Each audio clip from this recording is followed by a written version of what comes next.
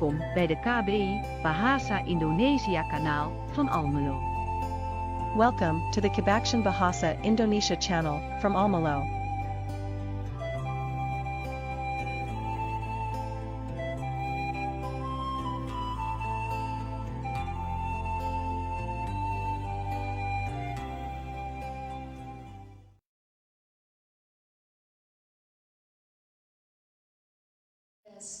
Nou, dank voor de uitnodiging. Terima kasih untuk undangannya. Ik ben inderdaad Sandy. En Pastor Sandy. ik ben getrouwd met Michel. Dan menikah dengan Pastor Michel. We hebben 2 kinderen. Mempunyai 2 anak. Eentje is al bij de Heer, de oudste. Yang tertua sudah berada bersama Tuhan. Normaal zeg ik dat niet, maar ik weet niet waarom ik het nu zeg. Maar, Biasanya saya tidak percaya tentang ini ya sekarang. dat Saya komt misschien kasih omdat ik tahu. vanochtend met Jill even over heb gehad. Ja, en we zitten sowieso meer dan 10 jaar in leiderschap hier in de gemeente. En dan maak je heel veel dingen samen mee. Dan setelah 10 tahun menjadi pemimpin atau gembala di jemaat ini, kita telah mengalami macam-macam cerita yang berbeda. Van het inzegenen van bruidsparen Dari pemberkatan pernikahan tot het zien dat iemand zijn laatste adem uitblaast. sampai bagaimana kami melihat seorang yang menghembuskan nafas yang terakhir. Die dingen maak je allemaal mee. Dan ya, peristiwa-peristiwa itu kami alami bersama. Maar één ding is heel duidelijk. We zijn allemaal onderweg. Tapi satu yang jelas, kami sedang melakukan suatu perjalanan. We zijn onderweg naar een andere bestemming. Kita sedang dalam perjalanan menuju ke tempat tujuan. We leven nu hier. Wat we doen nu is tijdelijk. Yang kita lakukan sekarang hanyalah sementara. Afgelopen week had ik een afspraak met Sarah Gescheren. En die zei ook, Robert is op een betere plek. Minggu lalu saya bersama dengan Sarah Geschire dan dia berkata, ya Robert sekarang ada di tempat yang lebih baik. En ik ga daar ook naartoe, maar ik moet nu nog mijn wedloop aflopen, zei ze. Dan akhirnya saya akan berada di sana juga, tapi sekarang saya harus menyelesaikan pekerjaan saya dulu. En ik weet dat er stromingen zijn die zeggen, we moeten niet zoveel met de hemel bezig zijn, want we leven in het hier en nu, we moeten hier onze focus hebben. Dan ya ada pendapat-pendapat yang mengatakan tidak usah terlalu berurusan dengan sesuatu yang surgawi, karena kita hidup di zaman sekarang, kita harus melakukan apapun yang harus dilakukan sekarang. Maar stel je eens voor dat je volgend jaar juli op wereldreis gaat. Een jaar lang ga je een wereldreis maken.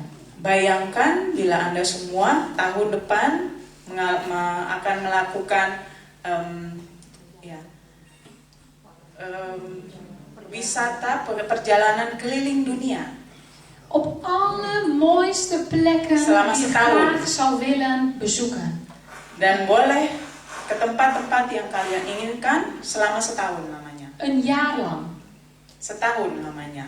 En je gaat het doen op de manier die ook bij jou past. Dus of backpacken, of middels een cruise, of ja, noem het maar. Dan bagaimana caranya? Semuanya mau keliling dunia, terserah semaunya. Boleh backpacken, boleh cruise, terserah.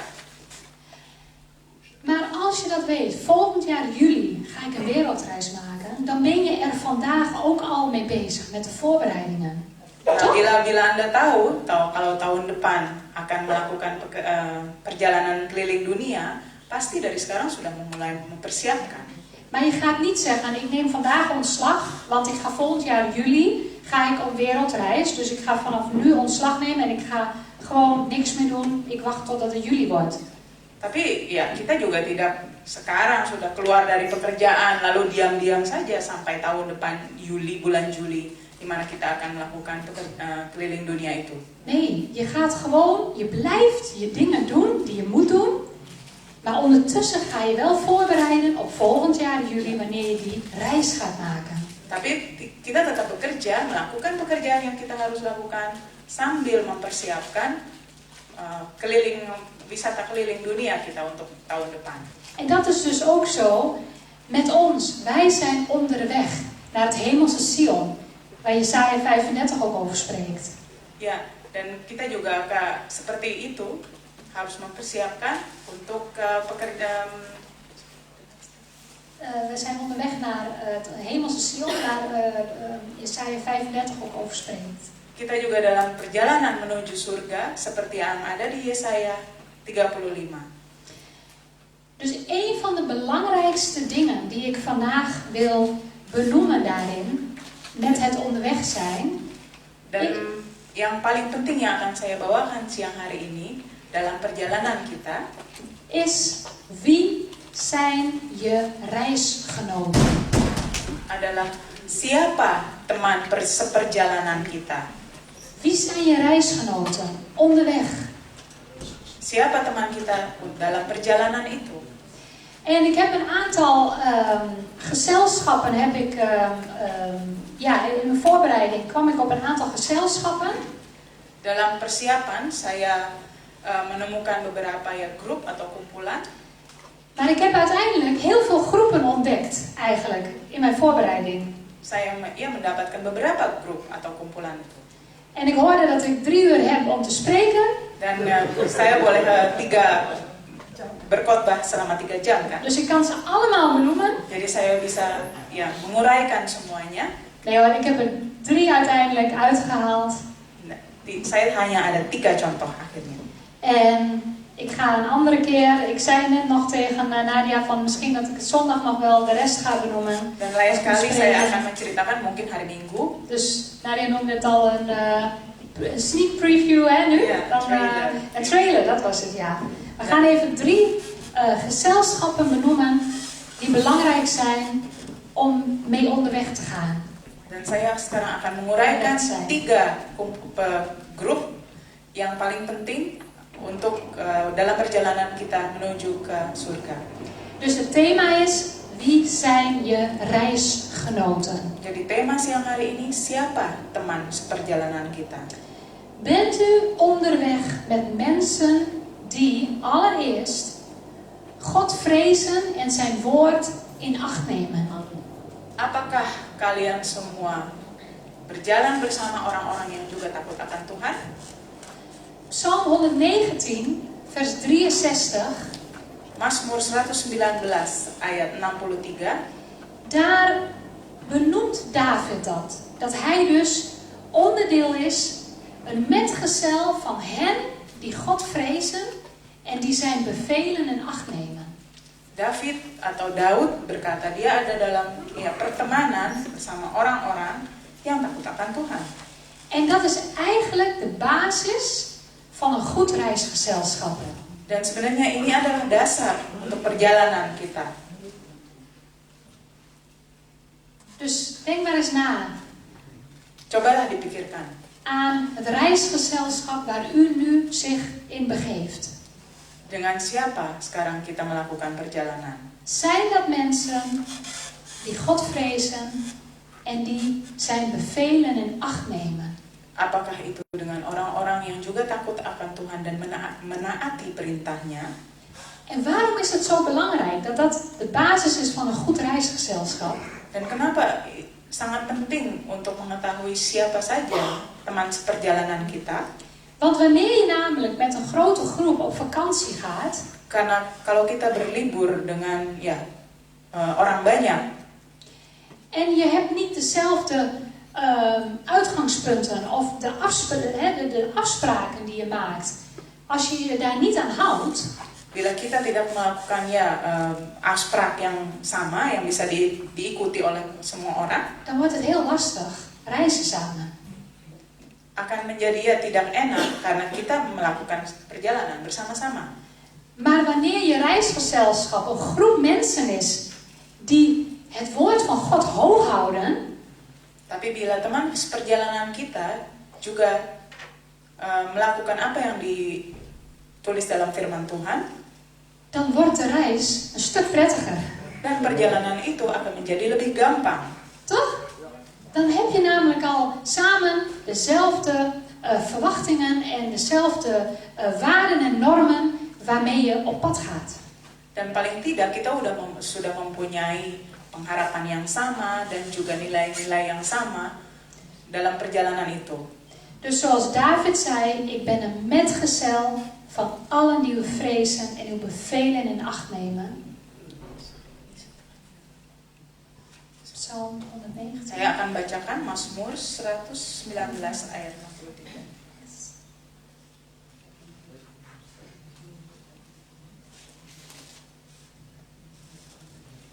Mazmur 119 ayat 63. Aku bersekutu dengan semua orang yang takut kepadamu dan dengan orang-orang yang berpegang pada titah-titahmu.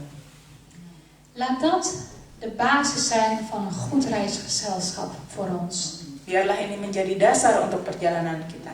Want dat maakt onze reis op weg naar het hemelse Sion een stuk fijner en makkelijker. Karena itu akan membuat perjalanan kita untuk menuju ke Sion, ke surga, lebih gampang dan lebih enak. Ja, gampang sekali als we dat doen. Yes. Tweede punt Dan poin yang kedua, is, bent u onderweg met mensen die een gebedsleven hebben? apakah Anda berjalan bersama orang-orang yang juga berdoa? Laten we eens gaan naar Daniel 2. Mari kita lihat Daniel 2. En hier is het verhaal van een koning Nebukadnezar Di sini adalah cerita Raja Nebukadnezar die een droom had yang bermimpi en die hij uitgelegd wilde krijgen. dan ingin mengetahui apa arti mimpinya. Maar niemand kon de droom uitleggen voor hem. Tapi tidak ada yang bisa menceritakan apa arti mimpinya itu. Dus hij had gezegd, als jullie het niet kunnen uitleggen, dan dood ik jullie. Dan jadi raja itu berkata, kalau tidak ada yang bisa menceritakan apa arti mimpi ini, saya akan bunuh kalian semua. Inclusief Daniel en zijn vrienden dus. Dan termasuk Daniel dan teman-temannya. En Daniel kreeg dat te horen. Dan Daniel mendengar itu. Wat was zijn eerste reactie toen hij dat hoorde? Apa reaksinya waktu dia mendengarkan ini? Daniel 2 vers 17. Daniel 2 ayat 17. Daarop vertrok Daniel naar zijn huis en liet hij de zaak aan zijn vrienden Hanania, Mishael en Azaria weten, opdat zij het aangezicht van de God van de hemel zouden zoeken om barmhartigheid te verkrijgen met betrekking tot deze verborgenheid. Zodat men Daniel en zijn vrienden niet met de rest van de wijzen van Babel zou doen omkomen. Daniel 2 ayat 17 dan 18. Kemudian pulanglah Daniel dan memberitahukan hal itu kepada Hananya, Misael dan Azaria, teman-temannya, dengan maksud supaya mereka memohon kasih sayang kepada Allah semesta langit mengenai rahasia itu, supaya Daniel dan teman-temannya jangan dilenyapkan bersama orang-orang bijaksana yang lain di Babel. Dus Daniel had een groot probleem. Ze zouden omkomen. Jadi Daniel menghadapi masalah yang besar. Wat deed Dia hij? bisa dibunuh. Wat deed hij? Hij legde het probleem voor aan zijn vrienden en ze gingen ervoor bidden. Jadi apa yang dia lakukan? Dia membicarakan masalah ini kepada teman-temannya dan mereka berdoa bersama. Heeft u vrienden waar u veel mee kan praten over uw problemen? Apakah Anda mempunyai teman yang bisa diajak curhat atau bercerita tentang masalah? Of heeft u ook vrienden die na veel luisteren en het erover hebben, zeggen, kom, we gaan samen hiervoor bidden. Atau apa Anda punya teman yang bila Anda menceritakan masalah Anda lalu dia berkata, mari kita bersama-sama berdoa bersama. Want we kunnen heel lang praten over problemen. Toch? Zijn we nooit over uitgepraat, denk ik. Karena ya kita bisa lama bercerita tentang masalah kita, tidak pernah selesai. En met hoe meer mensen we erover praten, hoe meer invalshoeken we krijgen. Dan bagaimana kita apabila kita berbicara dengan makin banyak orang, makin banyak pendapat yang kita dapat. Maar in dit stuk lees je niet dat zij eerst gingen vergaderen. Tapi di sini kita baca bahwa mereka bersama-sama berkumpul dulu. Dat ze eerst meningen gingen uitwisselen. saling bertukar pikiran. Ze gingen gelijk bidden en God vragen om een openbaring. Dan mereka langsung berdoa kepada Tuhan untuk meminta petunjuk Tuhan. En weet je dat dit de beste route is om problemen aan te gaan? Want het spaart namelijk heel... hoe zeg je dat? Je bespaart daardoor heel veel tijd. Want God kan gelijk een openbaring of een wijsheid geven over een probleem. Dan ini sebenarnya adalah rute yang paling bagus untuk menyelesaikan masalah. Karena dengan ini kita dapat menghemat waktu. Want hier staat in vers 19... Toen werd aan Daniel in een nachtvisioen de verborgenheid geopenbaard. En daarop loofde Daniel de God van de hemel. Karena seperti yang ada di ayat 19, maka rahasia itu disingkapkan kepada Daniel dalam suatu penglihatan malam. Lalu Daniel memuji Allah semesta langit. Dus wanneer je gaat bidden met je vrienden, dan jadi bila mana Anda berdoa bersama teman-teman, dan ontvang je veel sneller de oplossing dan dat je gaat praten over je problemen met je vrienden. Kita akan mendapatkan pemecahan masalah itu lebih cepat daripada kalau kita hanya membicarakannya. En ik wil niet zeggen dat je niet mag praten over je problemen.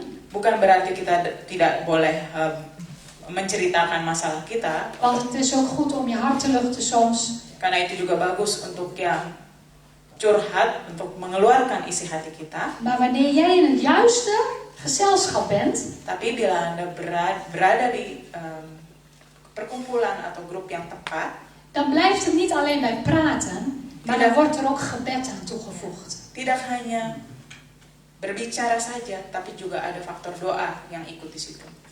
Het is een must om in een reisgezelschap te zijn waar gebed een belangrijke rol speelt.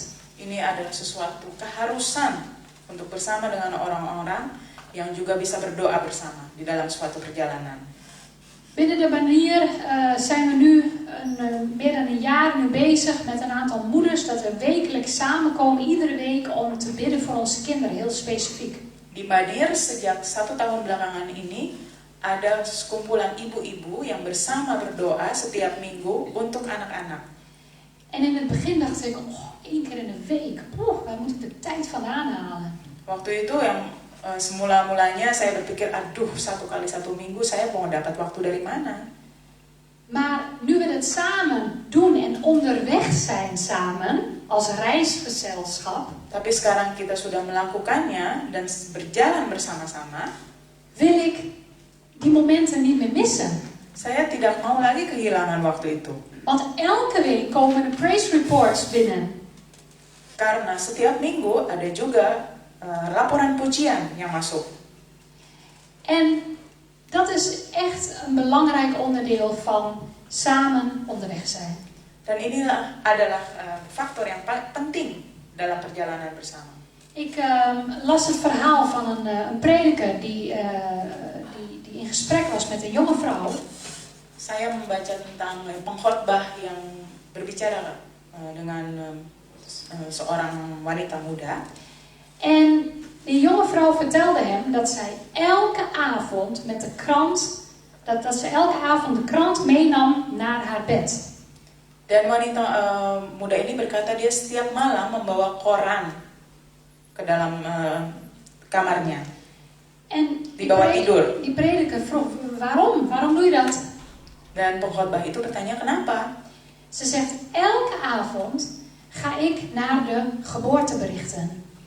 Dan dia berkata, karena setiap malam saya membaca berita tentang kelahiran. Dan noem ik de kinderen, de namen van de kinderen die geboren zijn in de afgelopen week, die vermeld staan. Dan saya menyebut nama anak-anak itu satu persatu. En dan bid ik dat deze baby's Jezus zullen ontmoeten. Dan saya berdoa supaya setiap bayi-bayi ini nantinya akan bertemu dengan Tuhan Yesus. En dat ze een zegen zullen zijn voor de wereld, voor de generatie waar ze nu in zitten, in leven. Dan nantinya mereka juga akan menjadi berkat untuk dunia ini. En daarna ga ik naar de huwelijksberichten. En setelah itu saya ke berita tentang pernikahan. En dan noem ik de namen van de mensen die getrouwd zijn. Dan saya menyebut nama-nama mereka yang menikah. En dan bid ik dat zij trouw zullen blijven aan elkaar. Dan saya mendoakan supaya mereka juga setia En dat, pada pasangan masing-masing. en dat in hun huizen en in hun gezinnen Jezus centraal zal staan. Dan di rumahnya, di keluarganya, Yesus akan menjadi yang terutama. En dat echtscheiding niet hun deel zal zijn. Dan bahwa perceraian tidak akan menjadi bagian dari kehidupannya. En dan ga ik naar de overlijdensberichten. Dan setelah itu saya pergi ke berita tentang kematian. En dan bid ik voor de families waarvan de namen genoteerd staan. Dan saya akan berdoa untuk keluarga dari orang yang meninggal itu. Dat zij kracht zullen ontvangen in de moeilijke periode van rouw waar ze doorheen gaan nu. Bahwa mereka akan mendapatkan penghiburan di masa-masa yang susah ini. Maar dat zij ook in die rouw op zoek zullen gaan naar de vredevorst. Tapi juga dalam peristiwa kedukaan ini, mereka juga akan mencari kekuatan dari yang mempunyai kekuatan. En dat is haar manier van elke dag bidden voor datgene wat belangrijk is. Dan itu adalah cara wanita muda ini untuk berdoa setiap hari. En zo kunnen wij ook hele verschillende manieren gaan zoeken om echt voorbeden te gaan doen en te bidden met anderen, voor anderen. Dan kita juga bisa mencari cara sendiri untuk berdoa dan untuk mendoakan orang. Maar zorg er in ieder geval voor dat in uw reisgezelschap Tapi paling tidak kita harus mencoba bahwa dalam perjalanan kita ini biddende reisgenoten zitten. kita mempunyai teman yang juga bisa berdoa. Yes. Derde punt Poin yang ketiga is, bent u onderweg met mensen die kunnen wachten? Apakah Anda berjalan bersama-sama dengan orang yang bisa menunggu, Die geduldig zijn. yang sabar?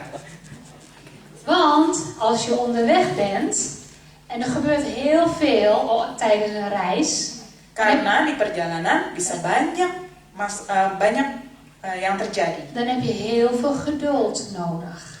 Dan Anda membutuhkan kesabaran. Als ik denk aan de ene laatste trip van de familie Haumau, dan hebben jullie heel veel geduld nodig gehad bij jullie trip in Spanje, was het hè?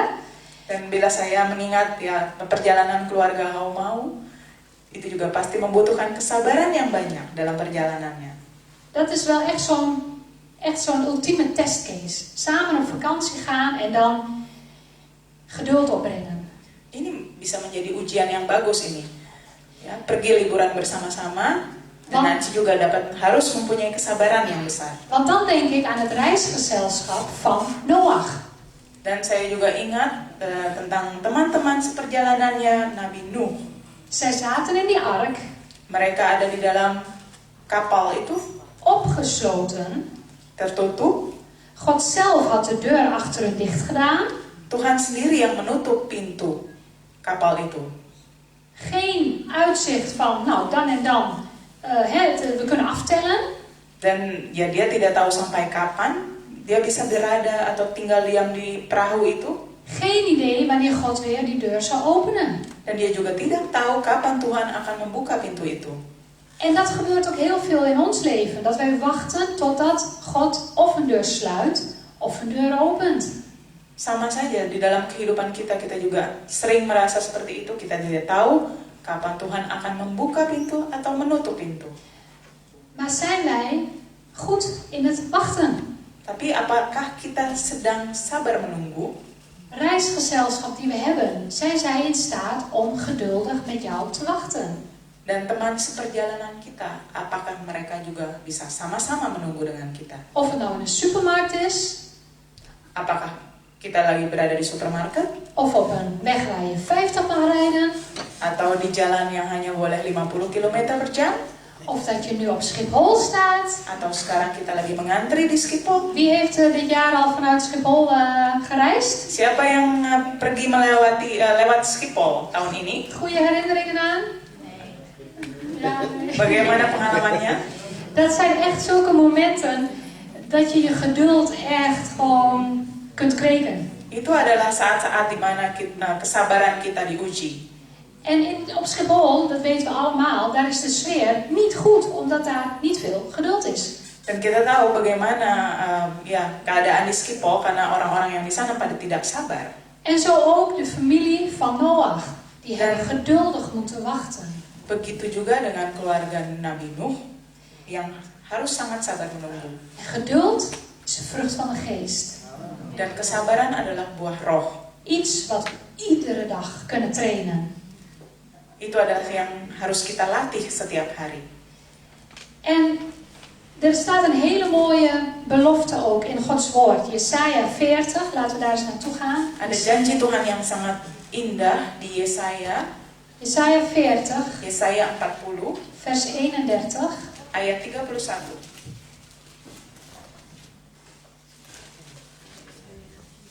Dat is dus iets wat we kunnen doen als we dat gaan doen. Ini adalah yang dapat kita lakukan. En dat is dus wel weer een keuze. Tapi ini juga tergantung pilihan kita sendiri, kita mau atau tidak. Maar wie de Heere verwachten, dus er staat het woord wachten. Ya. Tetapi orang-orang yang menanti-nantikan Tuhan, jadi ini ada kata menanti, menunggu, Zullen hun kracht vernieuwen. akan mendapat kekuatan baru. Zij zullen hun vleugels uitslaan als arenden. Mereka seumpama raja wali yang naik terbang dengan kekuatan sayapnya. Zij zullen snel lopen en niet afgemat worden. Mereka berlari dan tidak menjadi lesu. Zij zullen lopen en niet moe worden. Mereka berjalan dan tidak menjadi lelah. Dus wanneer je op die manier wacht op God, Jadi bila mana Anda menunggu Tuhan, op een goede manier, dan krijg je daarvoor in ruil Anda akan mendapatkan nieuwe kracht. kekuatan yang baru. En dat is wat Hij wil geven terwijl je wacht op Hem in dat gezelschap. Itulah adalah janji Tuhan untuk orang yang menunggu bersama. En het woord van God waarschuwt ons ook in 1 Korinthe 15 vers 33. Dan firman Tuhan juga dikatakan pada 1 Korintus. Daarin staat 1 Korinthe 15 vers 33. 1 Korintus 15 ayat 33. Slechte omgang bederft goede zeden.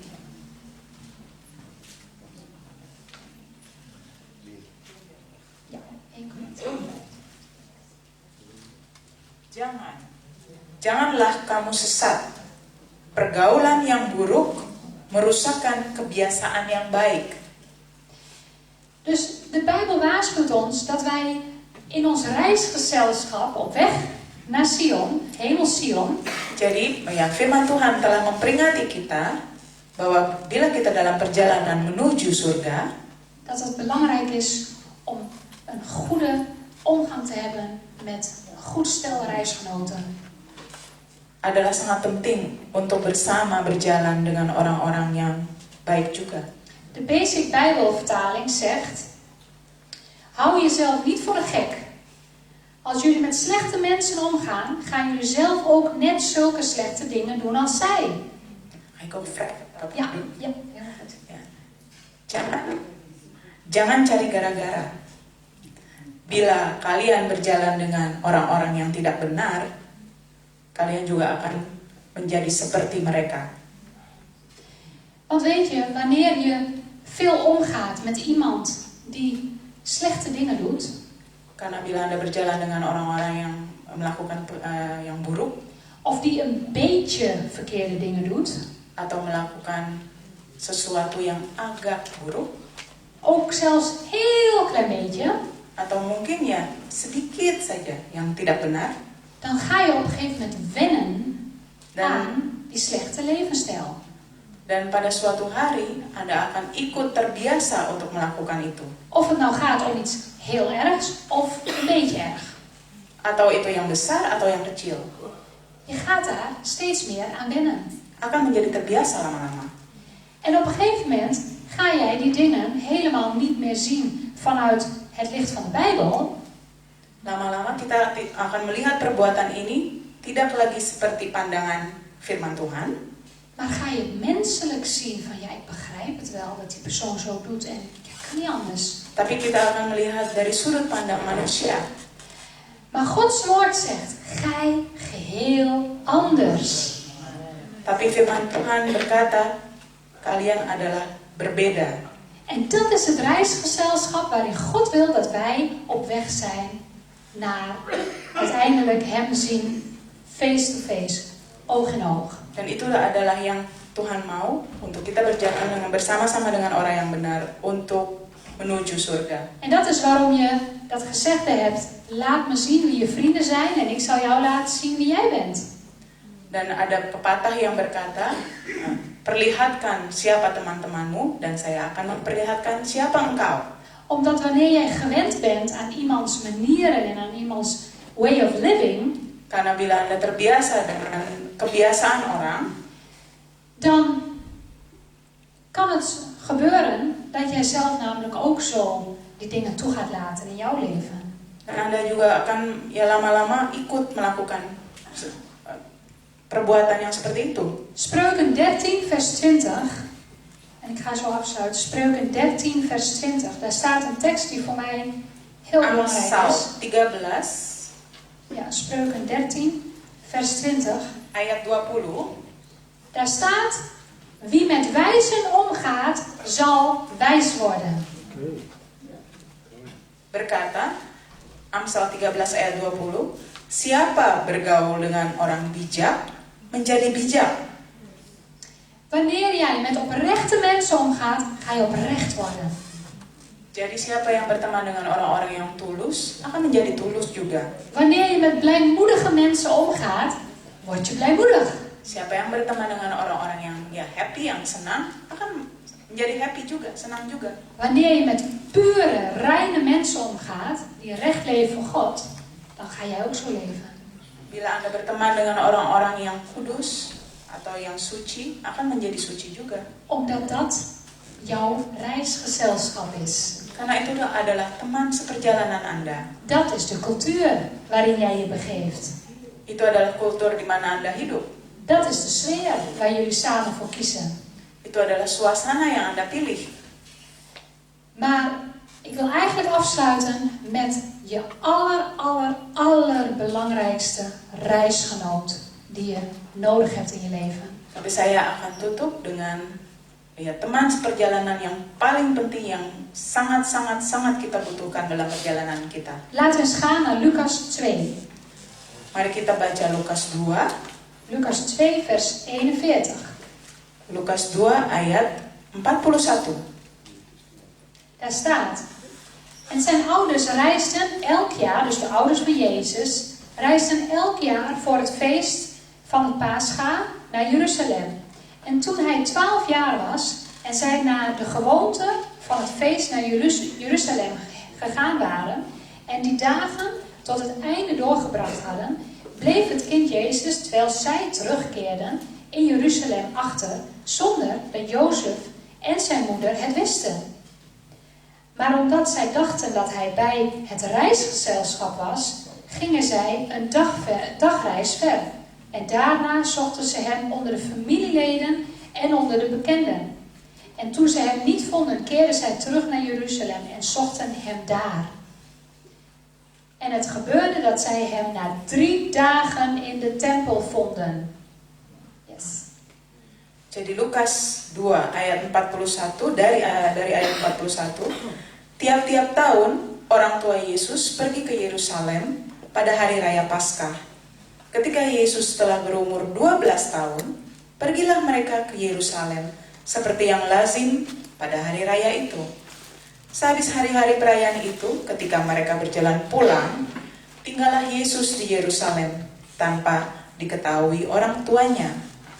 Karena mereka menyangka bahwa dia ada di antara orang-orang seperjalanan mereka, berjalanlah mereka sehari perjalanan jauhnya.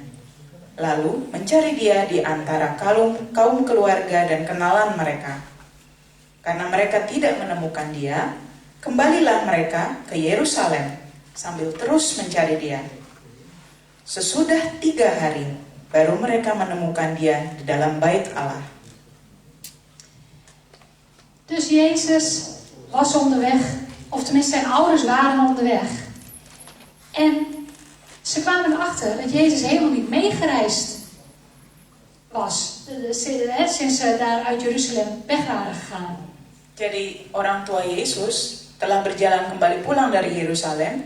Setelah itu baru menyadari bahwa Yesus tidak bersama-sama dengan mereka. Maar het kan ons ook overkomen. Tapi itu juga bisa terjadi kepada kita. Dat we zo, gewoon zijn met dat Jezus in ons leven is. Bahwa kita ya sudah terbiasa beserta Yesus dalam kehidupan kita. Dat wij ons leventje leiden. Tapi bisa juga kita yang menjalankan kehidupan kita sendiri. En wij er gewoon vanuit gaan dat Jezus met ons meegaat. Dan mengira bahwa Tuhan Yesus pasti selalu beserta kita. Maar dat we er uiteindelijk achter komen. Jezus, u bent mijn belangrijkste reisgenoot. Waar bent u? Dan akhirnya baru kita menyadari, Tuhan Yesus, Engkau adalah teman perjalanan yang paling penting dalam perjalanan saya. Tapi di mana Engkau? En we hebben het net gehad over verschillende mensen die je in je reisgezelschap kunt hebben. Dan kita barusan sudah membahas tentang perbedaan atau macam-macam teman seperjalanan di dalam perjalanan kita. Maar laat Jezus je reisleider zijn op de weg naar hemel Sion. Tapi biarkan Tuhan Yesuslah yang menjadi pemimpin perjalanan kita. Dat je niet, zoals de ouders van Jezus, ervan uitgaat dat hij gewoon met jou meegaat. Bukannya seperti orang tua dari Tuhan Yesus yang menyangka pasti dia ikut. Maar dat het andersom is. En jij 's ochtends aan hem vraagt, Heer, waar wilt u vandaag naartoe? En waar mag ik met u meegaan vandaag? Sebaliknya harus terjadi. Kita harus bertanya kepada Yesus, Tuhan Yesus, Engkau yang pimpin perjalanan kita dan Engkau mau kemana, kami ikut. En wanneer we die combinatie hebben, bila kita melakukan kombinasi seperti ini, dat Jezus onze reisleider is, bahwa Tuhan Yesuslah yang menjadi pemimpin perjalanan kita, en we begeven ons in een reisgezelschap, dan kita berjalan bersama teman perjalanan kita, die God vrezen en zijn woord in acht nemen, yang takut akan Tuhan dan menjalani perintahnya, die een gebedsleven hebben, dan juga taat untuk berdoa, en die kunnen wachten, dan yang juga bisa menunggu, sabar menunggu. en eigenlijk nog 4 andere punten, Dan sebenarnya masih ada 4 poin lagi. dan hebben wij een mooie reis voor de boeg. Dan kita pasti akan mendapatkan perjalanan yang baik. En zoals Sarah zei afgelopen week tegen me, Ya, seperti Sarah bicarakan pada saya minggu lalu, Robert heeft die finish al gehaald. Robert sudah mencapai garis finish. Zoals wij hier zitten weten we niet wanneer we de finish gaan bereiken. Dan kita semua yang ada di sini kita belum tahu di mana garis finish kita. Kapan garis finish kita. De een zal onze reisleider eerder ontmoeten dan de ander. Tapi yang satu akan menemui pemimpin perjalanan itu lebih dulu dari kita semua. Maar ik wil jullie echt aanmoedigen deze middag. Tapi saya ingin menyemangati semuanya hari ini. Echt op het hart drukken. Benar-benar berbicara dari hati ke hati. Om de tijd die we nog hebben in deze reis naar onze reisleider toe. Untuk waktu yang kita punya sekarang dalam perjalanan kita menuju ke surga. Om die samen te gaan, die weg, die reis, die journey, met goede reisgenoten. Untuk bersama dengan teman seperjalanan yang baik, berjalan bersama-sama mereka. De tijd is te kort. Waktu yang kita punya sangat pendek. Om je tijd te besteden aan zaken die er niet toe doen. Waktu ini sangat pendek untuk melakukan pekerjaan yang lain yang tidak perlu. Maar wanneer we in een goed reisgezelschap zijn, dan besteden we onze tijd aan de juiste dingen. Tapi bila teman perjalanan kita juga baik, kita memanfaatkan waktu kita juga dengan baik. Omdat het ook hun doel is in het leven. Karena pasti tujuan mereka juga sama dengan kita. Dus ik wil jullie hiermee bemoedigen, aanmoedigen. Dan dengan ini saya ingin memberikan semangat dan memberikan kekuatan. En ik geniet ervan dat we samen onderweg zijn. Dan kita bersama-sama menikmati perjalanan kita. En dat we zo allemaal ons eigen verhaal meenemen in die reis. Dan dengan cerita kita masing-masing dalam perjalanan ini. Want dat maakt de reis echt rijker. Karena dengan perjalanan ini akan menjadi lebih kaya. En ik wil jullie allemaal zegenen met een geweldige, goede reis verder. Dan semoga perjalanan kita semua diberkati Tuhan. Yes, God zegen jullie allemaal. Tuhan memberkati kita.